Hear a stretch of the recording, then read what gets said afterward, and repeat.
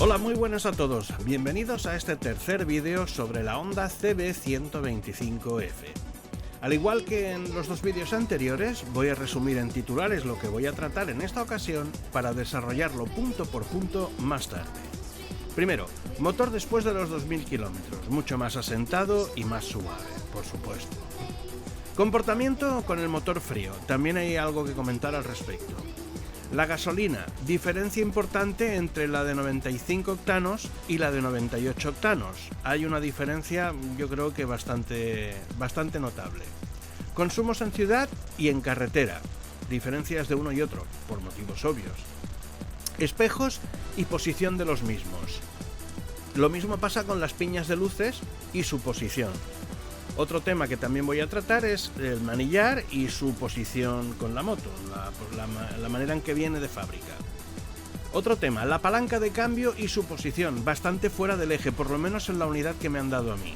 Ahora os lo explicaré con más detalle.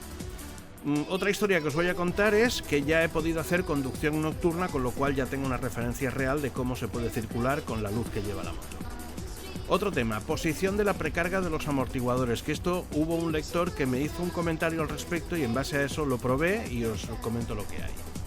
Un penúltimo tema, importante, la frenada combinada. Ya os hice comentarios en vídeos anteriores sobre lo que pienso de este tipo de frenada y aquí, pues bueno, os voy a dar una última valoración de lo mismo, esa frenada combinada que utiliza Honda. Y por último, pues bueno, las salidas que he hecho de extra radio, de corta y media distancia y sin más, pues nada, empezamos con el desarrollo de todo lo que os he comentado ahora. El comportamiento del motor es excelente dadas las características del mismo.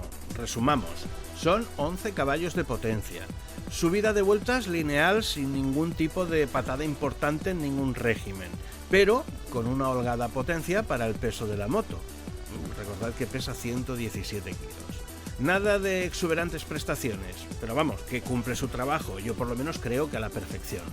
Hay que remarcar que los vehículos de calle de hoy día suelen ser modernos y muy preparados, pero hay algunas costumbres que sí que merecen ser respetadas por el bien del vehículo, como por ejemplo rodar con el motor frío recién arrancado, lo que os comentaba al principio. Vamos a ver, os lo desarrollo un poco.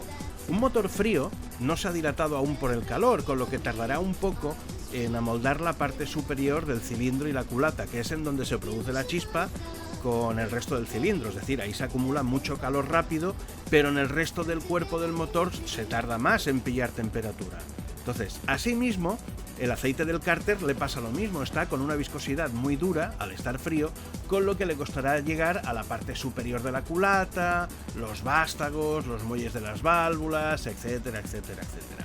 Con ello, quiero dar a entender que no es recomendable subir el motor de vueltas a lo bestia, nada más arrancarlo, y mucho menos lo que veo hacer a un montón de gente. Vamos a ver, yo no soy un especialista, pero es de sentido común que arrancar el motor y sin esperar siquiera 20 segundos, arrancar a toda leche. Lo recomendable es, tú arrancas el motor, y mientras te vas poniendo los guantes y el casco, por ejemplo, pues dejarlo unos segundos al ralentí para que la bomba de aceite empiece a mover el mismo y de esta manera circulará de forma suave hasta que poco a poco el motor vaya cogiendo temperatura. Créeme que con eso se alarga la vida del motor sí o sí. Vamos, imposible llevar la contraria en este tema. Pasando al tema del combustible, yo personalmente noto una sustancial diferencia al usar gasolina de 98 octanos con la de 95, ambas con denominación E5. Os recuerdo que la denominación E10 es la que lleva un 10% de etanol, y esa sinceramente es que no la he usado, no la he probado nunca, con lo cual no puedo hablar de ella. Pero lo que sí que he notado es la diferencia entre la de 98 y 95 en el ralentí y en la subida de vueltas del motor.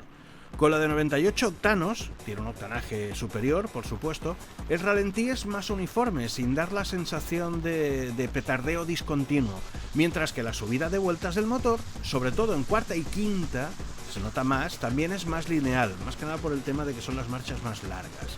Además, ese mayor octanaje de la 98 influye obviamente en la pistonada. El consumo sí que apenas se ha visto afectado en los recorridos y salidas que he hecho hasta ahora. Pero bueno, también viene determinado por la forma que tengas de pilotar la bicha, obviamente. Sigo teniendo un promedio general de 2,4 2,5 litros a los 100 kilómetros en conducción mixta ciudad-carretera. De promedio, no la del momento, sino la de promedio. También es verdad que en ciudad, a ver, tampoco subo mucho el motor y me da para hacer promedios de 1,4 o 1,5 litros a los 100. Y es real, eso no me estoy tirando el moco, que eso es verídico. Que me salen aproximadamente 100 kilómetros, me salen con 1,5 litros, no llega a 2 litros, vamos, pero seguro. Sobre los espejos tengo que decir que he probado diferentes posiciones y formas de ponerlos, e incluso he llegado a modificar la posición del brazo de los mismos en el manillar, pero hay una cosa que, bueno, no hay manera de arreglarlo, yo lo siento pero no lo consigo. ¿Por qué? Pues tiene que ver por el tema de poder ver los carriles exteriores al mío. Me explico. Yo siempre he llevado el espejo de mi izquierda para poder ver o señalar el carril de mi izquierda, principalmente, pero también un poco de la parte trasera lejana de mi propio carril, para ver lo que se me acerca por detrás a mí. Mientras que el de la derecha lo he usado siempre más para ver la trasera de mi carril y si acaso un poco del carril de mi derecha, pero más que nada para cuando adelantas a alguien que puedas asegurarte que lo rebasas con holgura y poder volver a tu derecha con seguridad, sin tirarte encima de él, ¿no? Bueno, pues no ha habido manera. De la parte trasera de mi carril no veo nada, ni por la izquierda ni por la derecha, a no ser que meta los codos, tal como estoy cogido al manillar, meta los codos hacia mi tórax en plan bestia. Nada cómodo, la verdad. Quiero decir que no es por falta de superficie en los espejos, que tienen mucha superficie, es por la posición en la que me quedan a mí los brazos, que yo mido 1,67, por si os sirve de referencia, pero que de la mitad de cada espejo, la parte interior hasta la mitad de cada espejo, solo veo codo mío. No veo nada más, no veo mi carril trasero, veo los carriles exteriores. Si intento moverlos, lo único que veo, entonces pierdo totalmente los carriles exteriores y lo único que veo es brazo y codo. No tengo manera de arreglarlo. Tampoco he conseguido aún acostumbrarme a la posición del claxon y los intermitentes de la piña izquierda. Encuentro que me quedan muy bajos de cara a pulsarlos con el pulgar de la mano izquierda. Pero bueno, supongo que se podría cambiar la posición de la piña sobre el eje del manillar para arreglarlo sin menoscabar en demasía lo que es la estética de ver las dos piñas simétricas, ¿no? A la misma altura una de la otra con la misma posición. Pasa lo mismo con el manillar.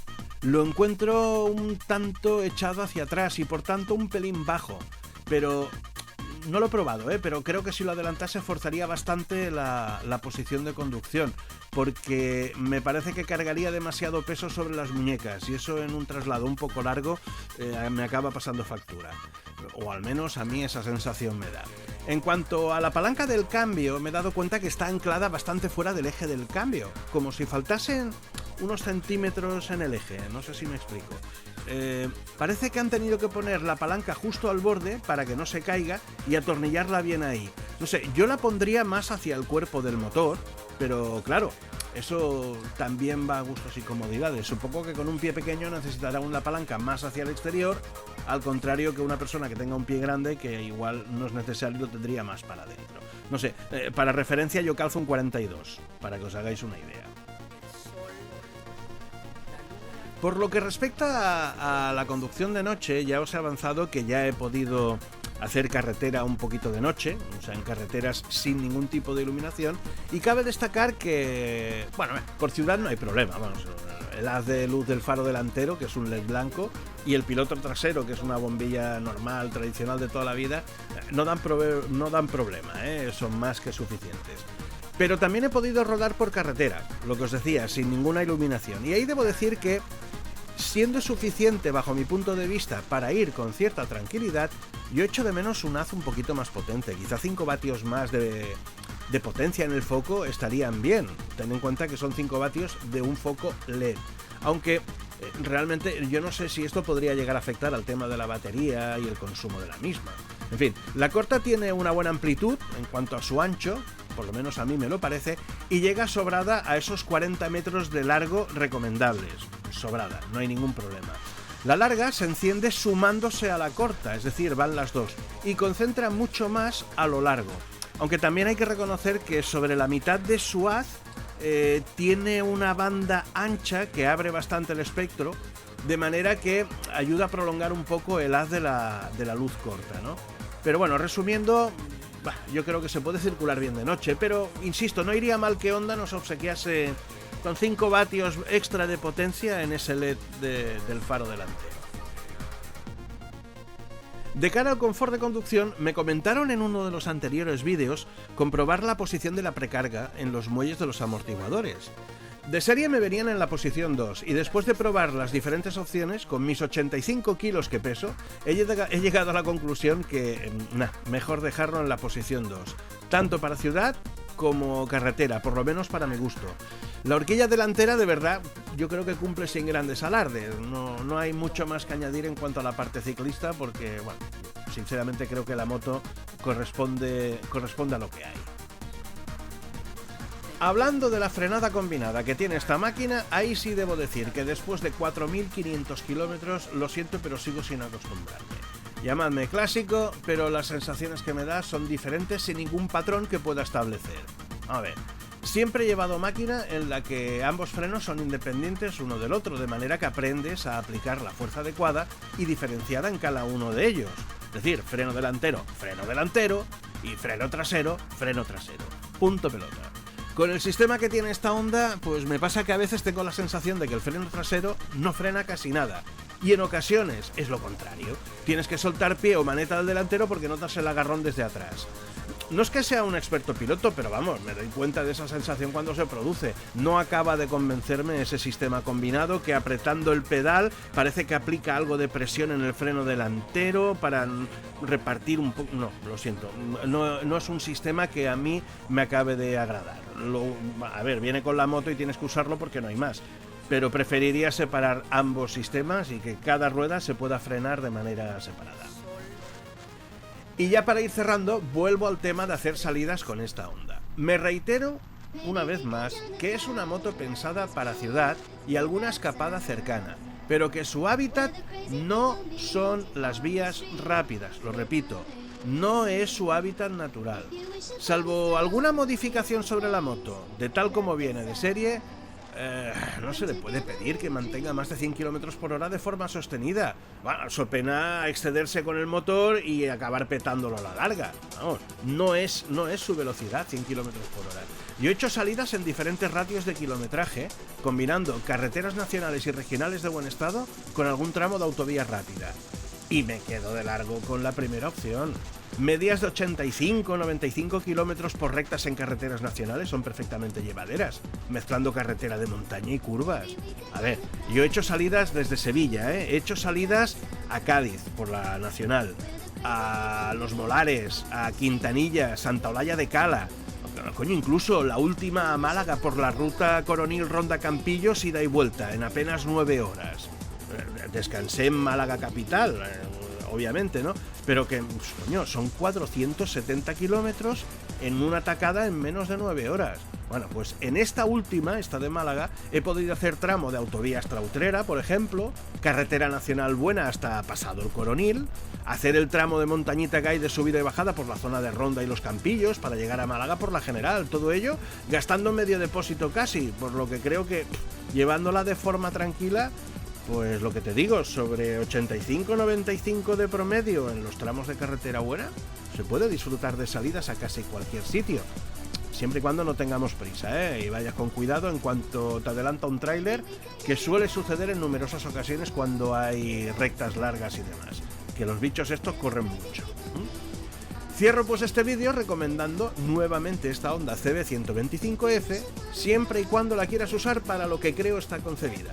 Si quieres hacer lo que Freddy Spencer hacía con las 500 de antaño, allá por los años 80, oye, pues casi que esta no es tu máquina, sinceramente. Bueno, pues, oye, nada más, espero que te haya gustado este vídeo, un saludo y, bueno, hasta una próxima ocasión. Si te apetece dejar algún comentario, pues como siempre, aquí abajo, puedes dejarlo y en la medida que me sea posible, pues te daré respuesta. Y ya está. Un saludo, hasta luego.